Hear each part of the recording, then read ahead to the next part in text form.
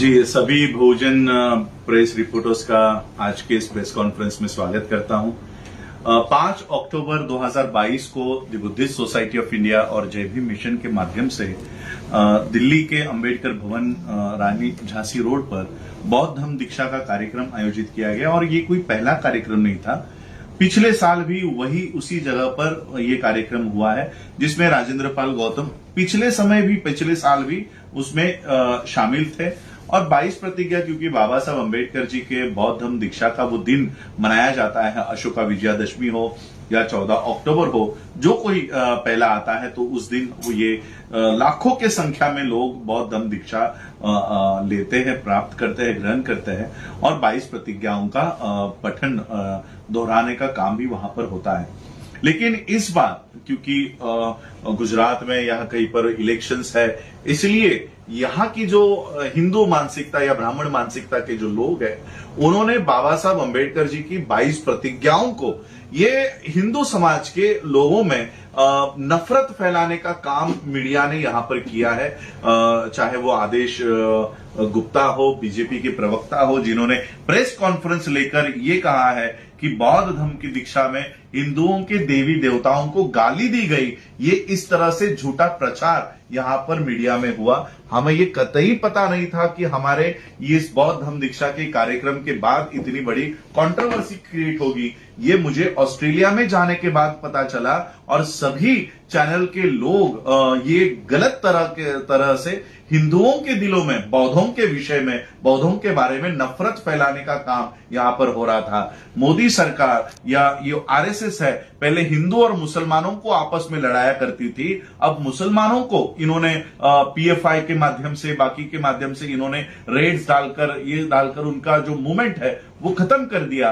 अब वो बौद्धों की तरफ मुड़ रहा है, बीजेपी के लोग, आरएसएस के लोग बौद्धों की तरफ मुड़ रहा है। ये 22 प्रतिज्ञा दिल्ली के अंबेडकर भवन में पहली बार नहीं ली गई है। यहां पर हर साल ये 22 प्रतिज्ञा ली जाती है और केवल यहीं पर नहीं, भारत के कोने कोने में ली जाती है, विदेशों में ली जाती है। लंदन का घर जो बीजेपी दावा करती है कि हमने बाबा साहब अंबेडकर जी का ये घर खरीदा, वहां पर भी आप लोग 14 अक्टूबर हो, अशोका विजयादशमी हो, अंबेडकर इंटरनेशनल मिशन और अंबेडकर हाउस लंदन, ये जो कमेटी है वहां पर 22 प्रतिज्ञा को दोहराने का काम करती है। बाबा साहब ने जहां से ये बौद्ध धम्म दीक्षा को अपनाया है, उस दीक्षा भूमि पर भारत के प्रधानमंत्री नरेंद्र मोदी वहां जाते हैं, नितिन गडकरी वहां जाते हैं, महाराष्ट्र के अनेक नेता वहां जाते हैं, देवेंद्र फडणवीस भी जाते हैं। बहुत बड़ी वहां पर कोनशिला बनाई हुई है, शिलालेख बनाया हुआ है जहां पर 22 प्रतिज्ञा लिखी हुई है और इस 22 प्रतिज्ञाओं को प्रधानमंत्री नमन करते हैं क्योंकि ये बुद्धिस्ट कल्चर का भाग है। बौद्ध धर्म में देवी देवता नहीं होते और बाबा साहब उस समय हिंदू धर्म से बाहर आ रहे थे, इसलिए जो प्रतिज्ञा दी गई है वो हिंदू धर्म के इससे बाहर आने की वो प्रक्रिया है। और इसलिए इन्होंने हमारे खिलाफ बीजेपी के वक्ताओं ने, बीजेपी के लोगों ने और ये मोदी मीडिया ने, मोदी के चैनलों ने बौद्धों के खिलाफ देश भर में इन्होंने हिंदुओं के दिल में नफरत पैदा करने का काम किया है। हम हिंदू लोगों से कभी हम किसी भगवानों को गाली देने का काम हमारे मन से नहीं होता है। एक बार 22 प्रतिज्ञा हमने दोहराई तो किसी देवी देवता का नाम हमारे मन से कभी नहीं लिया जाता। हम हिंदुओं का और उनके फेथ का हम रिस्पेक्ट करते हैं। भारत एक सेकुलर देश है, इसलिए अलग अलग धर्मों के लोग यहां पर रहते हैं। अगर हम हिंदुओं के रीति रिवाज को, इसको अगर हम उसका रिस्पेक्ट कर रहे हैं तो हिंदुओं को, मुसलमानों को, जैनों को, क्रिश्चियनों को भी हमारे बुद्धिस्ट कल्चर का रिस्पेक्ट करना चाहिए। बुद्धिस्ट कल्चर में हिंदू देवी देवता नहीं होते और इसलिए हम प्रतिज्ञा कर रहे हैं। हम किसी और को नहीं कह रहे कि तुम मत अपनाओ। हम जो लोग बौद्ध हो रहे हैं हम नहीं अपनाते हैं, हम किसी देवी देवताओं को नहीं मानते हैं। यही एक बौद्ध की पहचान होती है। जो बाबा साहब अंबेडकर जी ने बौद्ध बनाया है वो उसकी पहचान है। तो इसलिए देश के अलग अलग जाति धर्म के लोगों को हमारे कल्चर का रिस्पेक्ट करना चाहिए कि हमारे में ये होता है। आप कल कहोगे कि मुसलमानों में खतना होता है, वो नहीं होना चाहिए। आप कहोगे कि ब्राह्मणों का मुंज होता है, वो नहीं होना चाहिए। तो अलग अलग धर्मों की जो रीति रिवाज है वैसे ही बौद्धों का रीति रिवाज है 22 प्रतिज्ञा। और ये 22 प्रतिज्ञा बाबा साहब अंबेडकर जी ने इस देश का संविधान लागू होने के बाद दी हुई है। यह संविधान लागू होने की घटना नहीं है, संविधान लागू होने के बाद की घटना है। और इसलिए इस चीज को लेकर हम लोग कानूनी प्रक्रिया करेंगे। जिन लोगों ने अपने अपने चैनल्स पर ये चलाया है, इन सब लोगों को हम लोग सबक सिखाएंगे, क्योंकि इन्होंने बौद्धों के विषय में, बौद्धों के बारे में देश के लोगों के दिलों में इन्होंने जहर फैला है। तो ये पहला काम हम लोग करेंगे। दूसरा काम कि एक Rajendra Pal Gautam as a individual हमारे स्टेज पर थे, कहीं पर भी उनका उल्लेख सामाजिक न्याय मंत्री, किसी पार्टी के मंत्री के कैटेगरी में वो नहीं थे। और आज देखिए, मुझे आज भी पता है मनीषा वाल्मीकि के साथ जब अन्याय हुआ, अत्याचार हुआ, और उसको देखकर उसके बाद पिछले 14 अक्टूबर 2018 या 20 को वाल्मीकि समाज के लोगों ने पूरी की पूरी बस्ती ने बौद्ध धर्म अपनाया था। और बौद्ध धर्म अपनाने के बाद में हमने ही उनको 22 प्रतिज्ञा दी थी। गाजियाबाद में वो पूरा मोहल्ला है, वाल्मीकि बस्ती है, आज भी वो लोग बौद्ध है। और जब उनको बौद्ध धर्म की दीक्षा दी गई तब भी 22 प्रतिज्ञा दोहराई गई, और उस समय भी ये कंट्रोवर्सी हुई थी। तो आम आदमी पार्टी के संजय सिंह मेरे समर्थन में उतरे थे। आप लोगों ने वो वीडियो देखे होंगे कि संजय सिंह मेरे समर्थन में उतरे थे, और उन्होंने कहा था कि राजरत्न अंबेडकर बाबा साहब के परपोता, उन्होंने बौद्ध धर्म की दीक्षा दी, तो बीजेपी के लोग उनको टारगेट कर रहे हैं। तो आज मैं उनको कहना चाहता हूं कि आज उस समय आप मेरे समर्थन में उतर रहे थे, तो आज आम आदमी पार्टी का एक भी नेता राजेंद्र पाल गौतम के समर्थन में क्यों नहीं उतर रहा? मैं ये सवाल करना चाहता हूं कि जिस 22 प्रतिज्ञा के लिए आप मेरा समर्थन करते हो, उसी 22 प्रतिज्ञा के लिए आप अपने ही मंत्री का समर्थन क्यों नहीं करते? तो ये मेरा सवाल है। और मैं एक राजेंद्र पाल गौतम जी से ये कहना चाहूंगा कि आपको इस्तीफा देने की कोई जरूरत नहीं है, कोई जरूरत आपको नहीं थी। अगर उनको इस्तीफा लेना है तो वो प्रेस कॉन्फ्रेंस लेके आपके इस्तीफा की मांग करे, तब जाकर हम देश के लोगों को बता सकते हैं कि ये कैसा दोगला आदमी है, दोगले चरित्र के लोग हैं, जो अब बाबा साहब के पौत्र को 22 प्रतिज्ञा देने के लिए समर्थन करते हैं और अपने ही मंत्री का इस्तीफा मांगते हैं। तो ये हम लोग साबित कर सकते थे। ये बहुत बड़ी अपॉर्चुनिटी मुझे लगता है राजेंद्र पाल गौतम जी ने गवा दी है। इसके माध्यम से देश भर के लोगों को पता चल जाता कि जो लोग फोटो लगाकर बाबा साहब अंबेडकर जी का मिशन चलाने का काम बता रहे हैं, जो लोग ये कह रहे हैं कि हम बाबा साहब अंबेडकर जी को उनके सपनों का भारत हम बना रहे हैं, तो हम उनका कैरेक्टर लोगों के सामने लाने में यशस्वी हो जाते, सफल हो जाते। आज वो लोग बाबा साहब अंबेडकर जी के नाम से नाटक यहां पर दिल्ली में चला रहे हैं। आप लोगों को पता होगा कि बड़े बड़े नाटक यहां पर बाबा साहब अंबेडकर जी के नाम से दिल्ली गवर्नमेंट चलाती है। ये नाटक चलाने के बजाय बाबा साहब के विचारों को अगर जो आदमी आगे लेकर जा रहा है उसका भी समर्थन कर दिए तो भी बहुत हो जाता है। तो इसलिए ये मैं तो राजेंद्र पाल गौतम जी से यही आह्वान करना चाहता था, क्योंकि मैंने वहां से भी, ऑस्ट्रेलिया से बहुत बार उनको संपर्क करने की कोशिश की, लेकिन वो भी घिरे हुए थे सभी लोगों से, तो मेरी बात नहीं हो पाई। वरना यही हम कहना चाहते थे कि ये जो केजरीवाल है, हमें भी पता है ये आरएसएस की तीसरी पार्टी है, और इसलिए इसको एक्सपोज करने का अगर मौका हमें मिल रहा है तो हमको वो हाथ से गंवाना नहीं चाहिए। तो ये पता चल जाता कि केजरीवाल ये 22 प्रतिज्ञा दोहराने पर, अगर आप जय श्री कृष्ण कहते हो तो हम लोग कुछ को कह रहे हैं, उस पर नहीं कह रहे। आप जय श्री कृष्ण कहो, जय श्री राम कहो, आप आपके चुनाव जीतने के बाद मंदिरों में जाते हो, हम उसके ऊपर टिप्पणी भी नहीं करते। तो आप हमारे बौद्ध परंपरा के ऊपर किस तरह से टिप्पणी कर रहे हो?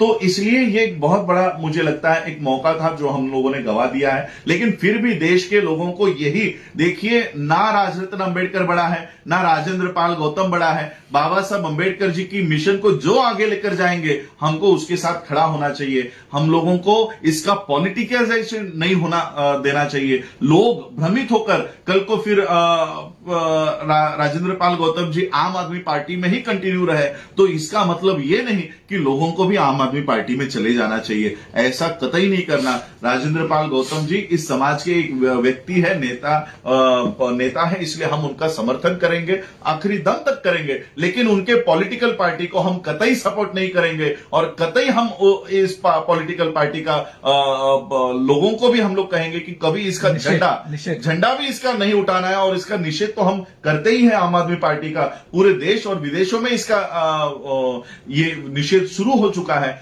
ऑस्ट्रेलिया के कई सारे लोगों ने मुझे ये मैसेज दिया है कि आप हमारा मैसेज राजेंद्र पाल गौतम जी तक पहुंचाइए, और वो मैसेज ये है कि राजेंद्र पाल गौतम जी, आपने आपके मंत्री पद से इस्तीफा दिया, बहुत अच्छा काम आप लोगों ने किया, आपने किया है, पूरा विदेश आप लोगों के साथ खड़ा है। और उन्होंने मैसेज दिया है कि इसी के साथ साथ सामान्य सदस्यता का भी आपको त्याग करना चाहिए, ताकि लोगों को पता चले कि आम आदमी पार्टी बाबा साहब अंबेडकर जी के आड़ में ये किस तरह से अंबेडकर विरोधी काम कर रहे हैं। तो ये आज इस जो कंट्रोवर्सी हुई इसमें, तो मैं ये कहना चाहता हूं, यही कंट्रोवर्सी आपको महाराष्ट्र में क्यों नहीं होती? क्या आपकी भावनाओं को आहत सिर्फ दिल्ली के इस अंबेडकर मैदान से ही होती है? क्या आपकी भावनाओं को आहत देवेंद्र फडणवीस जब अपने स्पीच में कहता है कि हमें 22 प्रतिज्ञा दोहरानी चाहिए?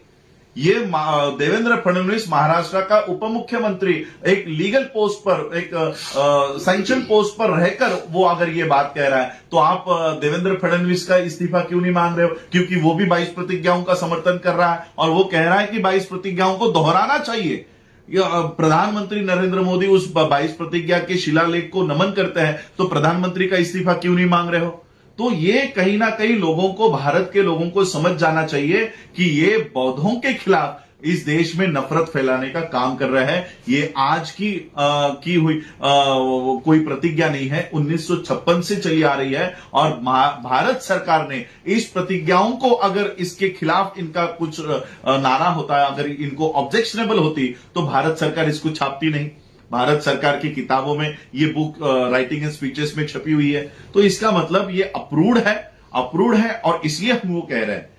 और कई हम लोगों ने इसको ऐड नहीं किया है कि कोई एडिशन नहीं है, डिलीशन नहीं है। तो यही मैं मेरे हिंदू भाइयों को कहना चाहता हूं, ये हमारी प्रतिज्ञा है जिसमें किसी देवी देवताओं का अपमान हमने नहीं किया है। सिर्फ बौद्ध बनने की ये प्रक्रिया है। बौद्ध जो हो जाता है उसको जो रीति रिवाज वो पहले से फॉलो कर रहा था वो छोड़ने ही पड़ते हैं, तब जाकर आप बौद्ध बनते हो। क्योंकि बौद्ध धर्म में ना भगवान होता है, ना परमात्मा होता है, ना आत्मा होता है, ना पुनर्जन्म होता है। तो यही 5 प्रतिज्ञा है और उसके बाद की प्रतिज्ञा आप बताने का काम करो, जो बौद्ध धर्म के बारे में है कि मैं कैसा आचरण करूंगा, मैं शराब नहीं पीऊंगा, मैं चोरी नहीं करूंगा। ये तो देश के लिए अच्छी प्रतिज्ञा है। देश आज इससे जूझ रहा है। मैं तो कहता हूं कि सबसे पहले ये 22 प्रतिज्ञा इस देश के प्रधानमंत्री को लेनी चाहिए, ताकि वो मंच से खड़ा होकर कह सके कि मैं झूठ नहीं बोलूंगा। तो ये 22 प्रतिज्ञा तो प्रधानमंत्री को पहले लेनी चाहिए, मुझे ऐसा लगता है।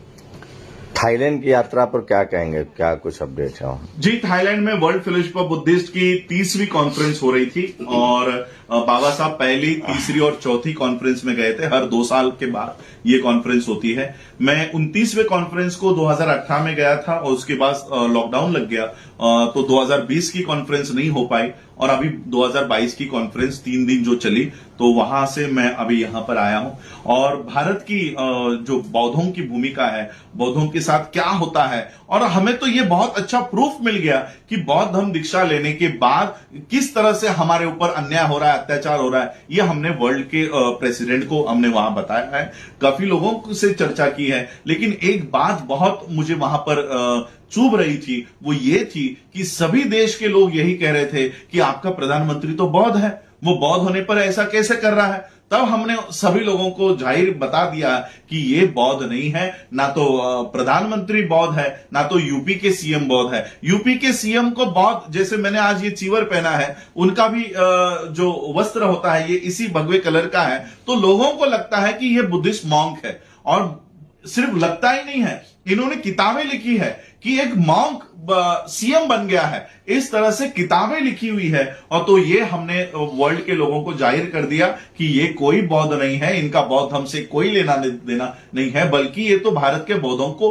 पीटने का काम करते हैं, भारत के बौद्धों को हैरेस करने का काम करते हैं। ये वर्ल्ड के लोगों को हमने समझा दिया है। और तब हमें उन्हें पता चला है कि ये सब लोग नकली बौद्ध होने का दावा कर रहे हैं। तो कई सारा, और मैंने कल परसों लिखा था कि बहुत बड़ा स्कैम हो रहा है बौद्ध धर्म के नाम पर, कि जो लोग बुद्धिस्ट भी नहीं है, जिनका बौद्ध धर्म से कभी भारत में कभी उन्होंने नाम तक नहीं लिया होगा बुद्ध का, बाबा साहब का, वो लोग वहां से जाकर पैसे ऐंठने का काम कर रहे हैं। सोशियो इकोनॉमिक डेवलपमेंट के नाम पर बहुत सारे पैसे बुद्धिस्ट कंट्रीज से यहां पर लेकर आ रहे हैं। आपके वाराणसी के लिए इन्होंने डेवलपमेंट के लिए पैसे लाए हैं, गंगा की सफाई के लिए बहुत देशों से पैसे लाए, आपके बुलेट ट्रेन के लिए बहुत देशों से पैसे लाए, भर भर के पैसे इस देश को बौद्ध राष्ट्र दे रहे हैं, बौद्ध देश दे रहे हैं। क्यों दे रहे हैं? क्योंकि यहां के बौद्धों की डेवलपमेंट हो, इस देश के बौद्ध भी एक अच्छे लेवल पर आए। वो कहते हैं कि बुद्धा का धम्म ये गरीबों का धम्म नहीं है, ये अमीरों का, श्रीमंत लोगों का धम्म है। और इसलिए भारत के जो बौद्ध है वो भी अमीर होने चाहिए, इसलिए वो लोग भर भर के पैसा दे रहे हैं। लेकिन ये पैसा जा रहा है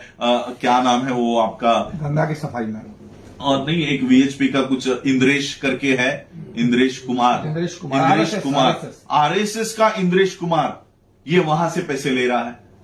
ये बीजेपी के मंत्री लोग वहां से पैसे ले रहे हैं, ये सारे लोग वहां से जाकर पैसे ले रहे हैं। और हम लोग जो रियल बुद्धिस्ट है, ये जातियों के चक्कर में पड़े हुए हैं, ये आज भी उस हिंदू धर्म के चक्कर में पड़े हुए हैं। हम, बाबा साहब ने हमें ये रास्ता दिखाया कि तुम इस रास्ते पे चलो और अपनी व्यवस्था खुद कायम करो। हम आज भी इनके दरवाजे पर, पॉलिटिकल पार्टियों के नेताओं के दरवाजे पर बैठे हुए हैं, और ये हमें देंगे तब हम बनेंगे, ऐसा ये सब चल रहा है। मैं लोगों से यही आह्वान करना चाहता हूं, बाबा साहब ने जो मार्ग हमें दिखाया है वहां पिछले 60 साल से हम चले नहीं है, और ये लोग सारा कब्जा करके बैठे हुए हैं। आज मैं वहां पर publication, publicity, culture and arts की कमेटी में, स्टैंडिंग कमेटी सेक्रेटरी के लिए मुझे उन्होंने चुना। जब उन्होंने मेरे विचार सुने और जब ये सारी बातें सुनी, तो मैंने उनको कहा कि हम लोग बौद्ध धर्म, ये हमारी पहली पीढ़ी है। अगर आज आप देखो, बाबा साहब अंबेडकर जी ने हमें बौद्ध धर्म से इंट्रोड्यूस तो करा दिया, लेकिन हमारे लोग, बाबा साहब अंबेडकर जी का महापरिनिर्वाण कुछ 1-2 हफ्तों में ही हो गया। तो इसलिए बौद्ध धर्म में हमें क्या करना है यह हमें पता ही नहीं है, आज तक हमें पता नहीं है। और इसलिए हमने क्या किया, भगवानों के मूर्तियों को हटा दिया और बुद्ध की मूर्ति लाकर बिठा दी। तो हम भी वही कर रहे हैं, बुद्धा को सिर्फ नमन करने का काम कर रहे हैं, लेकिन एक्चुअल बुद्धिज्म क्या है या हमें भी नहीं पता। और इसलिए मैं अलग अलग देशों से जाकर वहां का बुद्धिज्म कैसा है, हमें क्या करना चाहिए, क्या पढ़ाई करनी चाहिए, किस तरह से करना चाहिए, इसलिए अलग अलग देशों से मैं मिल रहा हूं और अच्छी यूनिवर्सिटीज में भारत में लाकर यहां के लोगों को ट्रेन करने का काम कर रहा हूं। आज मुझे ताइवान के लोगों ने आमंत्रित किया कि सर, अगर आप इस तरह से कुछ करना चाहते हो तो आप हमारे देश में आओ, हम आपको पूरी मदद करेंगे। मुझे ऑस्ट्रेलिया के बौद्धों ने मदद की है, ऑस्ट्रेलिया के पार्लियामेंट के मेंबर ऑफ पार्लियामेंट ने हमें मदद का हाथ दिया हुआ है कि आप अगर एजुकेशन के लिए कुछ करना चाहते हो तो हम आपको पूरा समर्थन देने के लिए तैयार है। तो आज हम 60 एकड़ जमीन मेरे पास है, वो 60 एकड़ जमीन हम लोग बुद्धिस्ट यूनिवर्सिटी यहां पर बनाएंगे और वर्ल्ड के बुद्धिस्ट कोर्सेस हम हमारे बच्चों के लिए यहां देंगे। और सिर्फ बुद्धिस्ट कोर्सेस ही नहीं, जितने भी आपके प्रोफेशनल कोर्सेस है, जितने भी आपके कॉमर्स, आर्ट्स, साइंस के कोर्सेस है, वो भी हमारे बच्चों के लिए आ देंगे। और बौद्धों का खुद का एजुकेशन सिस्टम, हम लोग देखो, बुद्धा का सबसे बड़ा मैसेज एजुकेशन है। बुद्धा ने जब क्रांति की, उस क्रांति के का परिणाम यह हुआ कि देश में 17 विश्वविद्यालय बने, 17, नालंदा, तक्षशिला, ये बुद्धा की क्रांति के बाद बने। यानी बुद्धा का संदेश, ये शिक्षा का संदेश है। आज बुद्धा, हम लोग बौद्ध हम अपना रहे हैं, हमारे पास एक बुद्धिस्ट स्कूल नहीं है, एक बुद्धिस्ट यूनिवर्सिटी नहीं है, और इसलिए हमें अब वहां पर काम करना है। हम लोग हमारे 5 साल के बच्चे को अगर आने वाले 10 साल और 15 साल ट्रेन कर पाए तो वो बच्चा इस देश का शासक बन सकता है। इतना हम लोगों को उसको प्लेटफॉर्म तैयार करके देना है। तो ये वर्ल्ड फेलोशिप ऑफ बुद्धिस्ट के माध्यम से एक तो यूनिवर्सिटी का काम हम कर रहे हैं और कई सारी नौकरियां नौकरियों को मैं यहां पर लेकर आ रहा हूं।